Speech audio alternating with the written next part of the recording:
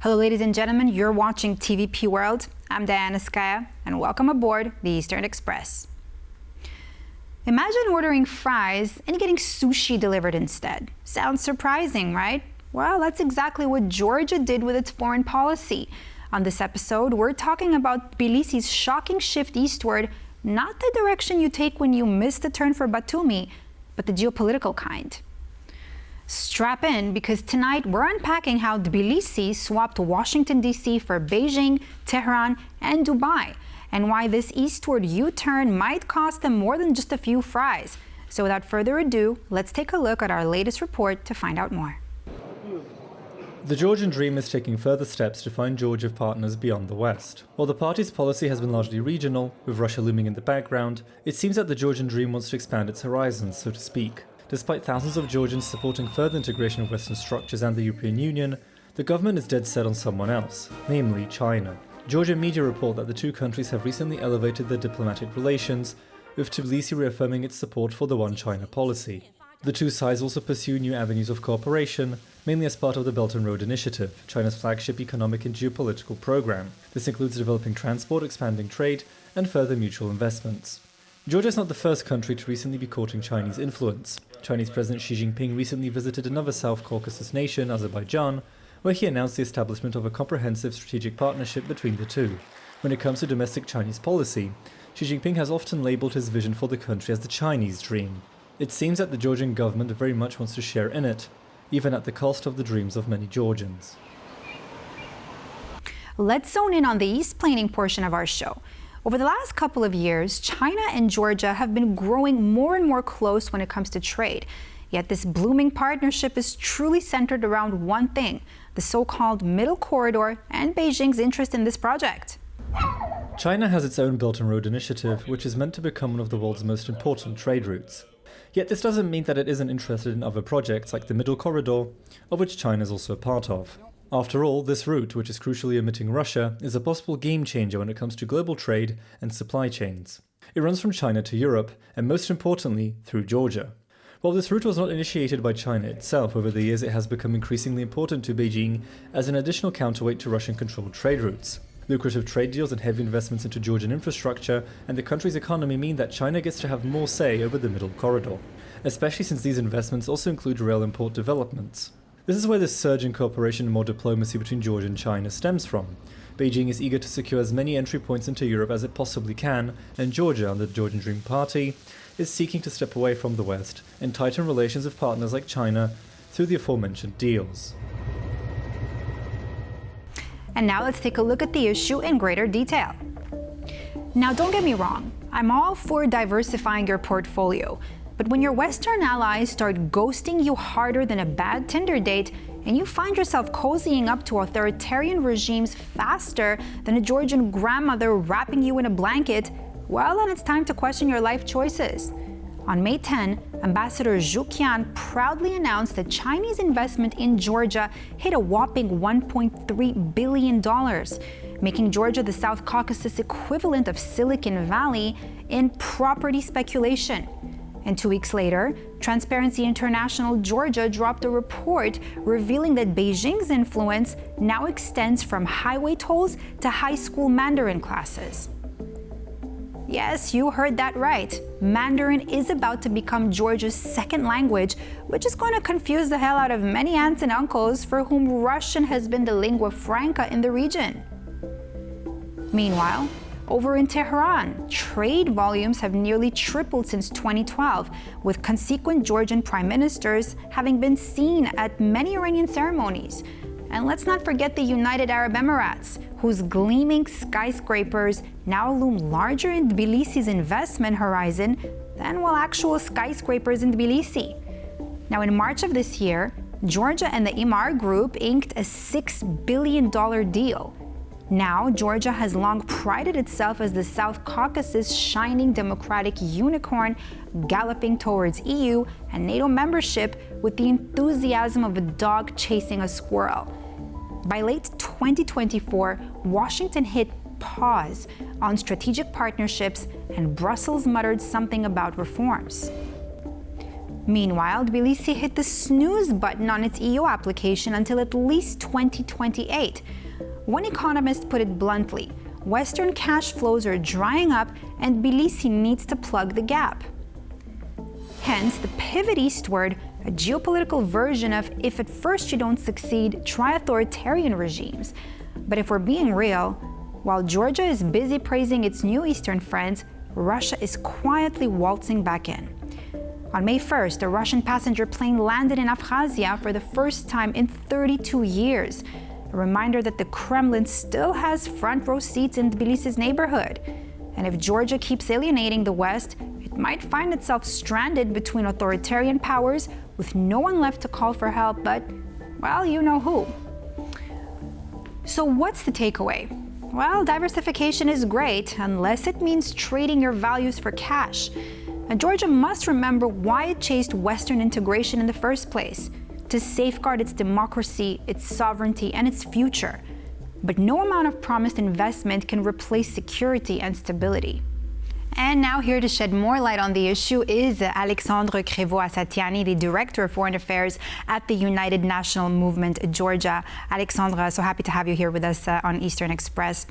Let me get straight into this. Now, how would you personally characterize the current scale and nature of China's economic involvement in the South Caucasus, but particularly, if I can ask you about Georgia, and this compared to 5 or even a decade ago, for instance? I mean, is it truly a game changer for the entire region?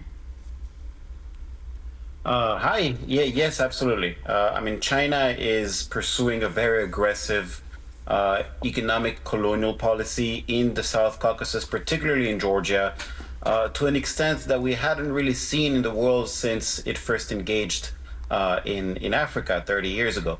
What we're seeing is a complete 360 in Georgia's standing in the international community. It used to be a reliable partner of the West. It used to be a strategic partner of the United States, and all that is gone now, especially since the Ivanishvili regime in Georgia signed a strategic partnership declaration with the Chinese Communist Party. That means that China is now the largest infrastructure spender in Georgia, the largest debt holder of Georgia, and we know how that's going to end. And is starting to become the number one mineral taker of Georgia, and that's something that unfortunately the international community was not able to prevent, despite many warnings from our side. I'm just going to go back to that, exactly what you just said in a moment. But first, I want to just ask you about this. I mean, the Belt and Road Initiative made Georgia a key link here in this so-called middle corridor. Now, what do you think, in your view, what opportunities or actually potential risks does this create for Georgia's economy and sovereignty? Yeah, no, listen, I was part of the negotiating team back in 2019 when Chinese Foreign Minister Wang Yi came to Georgia, and I sat down at those tables on what Georgia would potentially be getting out of the Belt and Road Initiative. And the answer is simple: nothing. I think the reality is that once you remove the layer of propaganda, you realize that there is absolutely nothing that China really has to offer to a country like Georgia. If anything, it's China that needs Georgia and not the other way around, because the investments that China had been offering or is offering today are investments that had already been on the table with American partners, with European partners, with the private sector for years and years. Take, for example, the Anaklia Deep Sea Port project, which had been in the works for more than a decade with American partners. It was a project to bring to really build the largest port on the Black Sea in Georgia, and it was a project done in cooperation with the Americans, and the project was canceled and recreated for the Chinese. That's the kind of project that the Chinese are offering. Those are not projects that were necessary. It's just part of an economic colonial policy that Georgia's fallen victim to. So you don't think that China's footprint in Georgia would actually lead to full economic dependency? You don't believe that Georgia is actually at risk of becoming too reliant on Chinese investment? I mean, you mentioned investment there. No, I do. I do. I absolutely believe that there is a huge risk that Chinese economic interests in the region represent a huge national security risk for the three countries in the region, for Georgia, also for Armenia and Azerbaijan, especially since Azerbaijan also signed a strategic partnership a month ago with China. I believe they also pose a risk to international stability because, and that's what's really important, there is no global trade today without the South Caucasus. If you look at the world map, it's very simple. All of the trade routes, they collide into the South Caucasus before, basically consider it as a trade superhighway. Now, today, that trade superhighway is under the hands of the Chinese. And in the age of what we're seeing around the world of a manipulation of the economy by various sides to really impact geopolitics, something like that is unacceptable. It's absolutely unacceptable. And we had raised, we in the Georgian democratic movement, we had raised that issue with our European partners for a while. We said that this is going to be terrible for us. It's going to be even worse for you guys. And how and, so? and the, Can the you answer go was that yes. can you go a little bit deeper into that? Yeah, yeah, absolutely. So it's gonna be terrible for the Europeans because the only, especially since the beginning of the Russian invasion of Ukraine, the only trade route that really goes from east to west and vice versa goes through the South Caucasus. Now, if you have an infrastructure that is controlled by China, by the Chinese Communist Party, in this part of, it's a part of Europe. The South Caucasus is a part of Europe. If you have that hugely geostrategic part under the hands of a Chinese economic empire, that means that China gets to decide everything that comes in and out of Europe. Europe will be sealed because, Europe doesn't really have anywhere else to trade. I mean, it definitely has the North America, but the trade relationship is not that important over there to make up for the loss it'll have if it loses the South Caucasus. It's a huge loss. It's a huge risk. And if anything happens to the relationship between China and the West that will jeopardize the stability, and as we're saying, it's happening. Whether it's going to be, I hope it doesn't happen, but whether it's a Chinese invasion of Taiwan or whether it's anything else, we'll see that Europe will suffer immensely from losing the South Caucasus axis. Alexandre, I want to ask you something. What we're seeing on air at the same time as we're speaking to you was footage of Armenia and the capital of Yerevan. What about that? I mean, Armenia has lately trying to cut more ties with Russia and get much closer towards the West. Now, what about, I mean, again, you mentioned this a little bit earlier about Azerbaijan and Armenia. Let's talk about those two countries. How do you think China and Chinese investments could actually play an impact here? I mean, and from a geopolitical standpoint, how is China's growing presence in those countries actually affecting the balance of influence between, again, you mentioned Europe and the United States, for instance? Yeah, I think what those countries do is entirely up to what Europe wants. And by that, I mean that, of course, yes, Armenia is taking very bold and incredible steps to cut its ties to Russia and to join the European family. And that's something that, as a Georgian, I am immensely both proud and jealous of. But unfortunately, those steps might very well not matter based on Georgia's own experience if Europe isn't ready, if Europe doesn't have welcoming hands and isn't ready to welcome Armenia into its ranks. And that's where Europe right now is failing. And so really, if Europe isn't there to take on its responsibility towards a European region, which is the South Caucasus, then the vacuum of power will be filled by hostile empires like China and like Russia.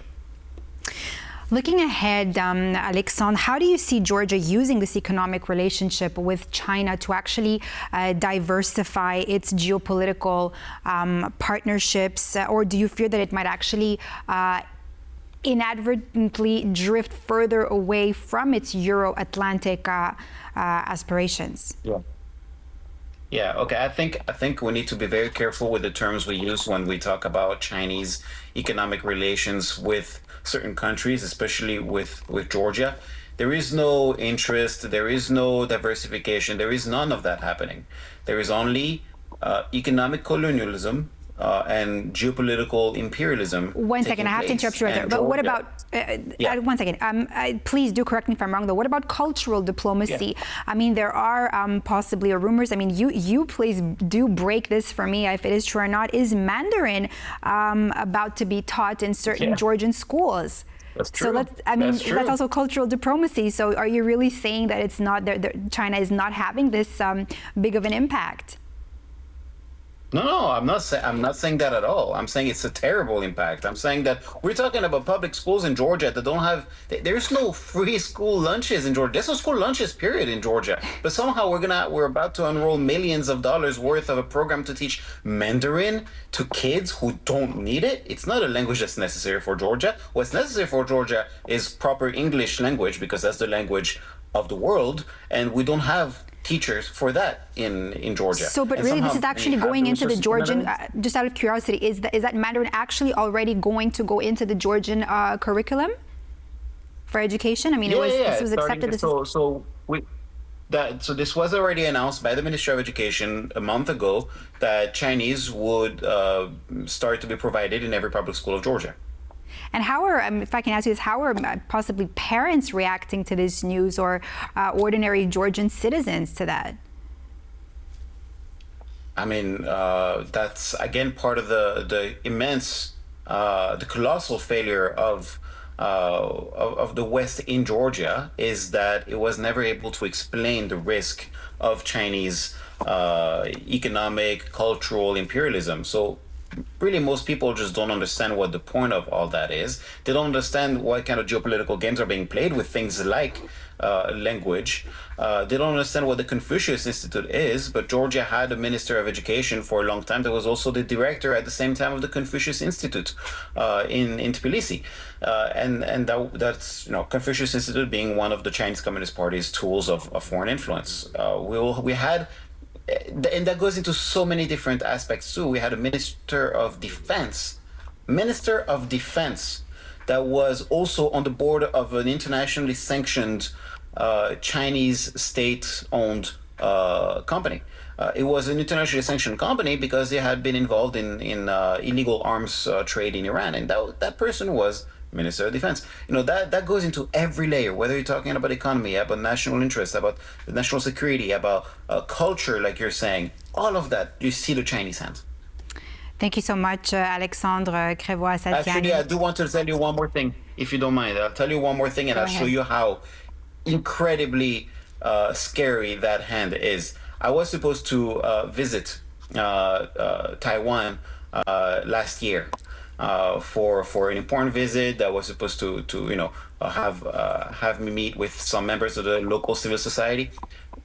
The day before I went, the Chinese, no, I'm sorry, the Freudian slip over here. The Georgian authorities warned that my passport would be confiscated if I were to go on the trip. This is the extent of the imperialism we're dealing with. That's a very interesting to hear, and we'll only see how this will unfold further. Thank you so much, Alexandre Assatiani, for all your input here with us this morning. Thank you. And we move on to the Eastern News Flash, a series of all the other stories from the East that you don't want to miss. The head of Germany's Federal Intelligence Service, Bruno Kahl, warns that Russia plans to test NATO's Article 5.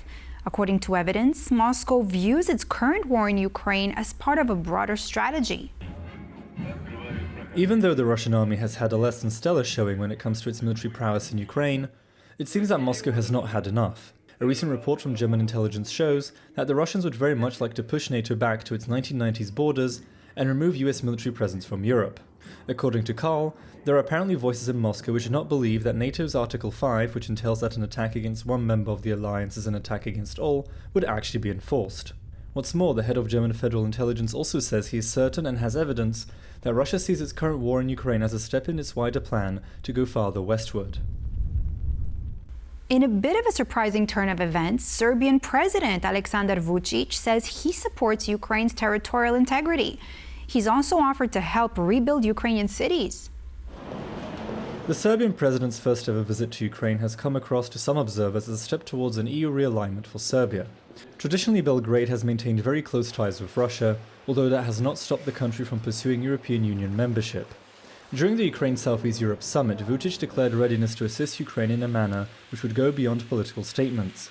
He outright said that he'd like to help rebuild one or two Ukrainian cities or even regions, and wanted to hear the Ukrainian people out as to what they needed as aid. Vučić's visit to Ukraine comes just over a month after he attended the Victory Day celebration in Russia in early May, which plays into his policy of supposedly creating a neutral image for Serbia. Emergencies have been declared in several parts of southern Russia over drought concerns. Hundreds of thousands of hectares of crops have reportedly been lost in the Rostov region. This summer doesn't seem inclined to spare Russian crops. 10 out of 43 districts in the Rostov region are currently under emergency status due to droughts. Agricultural emergencies in Russia allow farmers to apply for compensation and signal that there are risks when it comes to harvest expectations. Harvest in the Rostov region usually takes place in the second half of June. Agricultural emergencies were also declared in Russian-occupied Crimea, and the Krasnodar region's authorities are also mulling making a similar decision. Nonetheless, despite these setbacks, the Kremlin expects the country's grain harvest to reach 135 million tons, slightly more than the 130 million recorded in 2023. And that's all for this episode of Eastern Express. I'm Diana Skaya. Thanks for watching, but do stay with us here on TVP World.